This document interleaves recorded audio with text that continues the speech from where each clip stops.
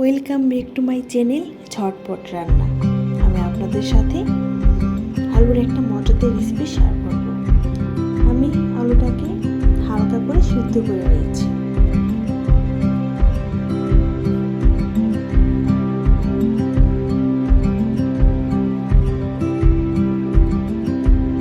এই তো আলু সিদ্ধ। তারপর নিয়েছি চালের গুঁড়া, স্বাদ মতো হলুদের গুঁড়া, স্বাদ মতো ধনিয়ার গুঁড়া, স্বাদ মতো মরিচের গুঁড়া ও স্বাদ মতো লবণ। সামান্য একটু পানি নিয়ে মাখিয়ে নিচ্ছি। তারপর একটা একটা করে আলু দিয়ে দিয়েছি। তারপর ভেজে নিচ্ছি।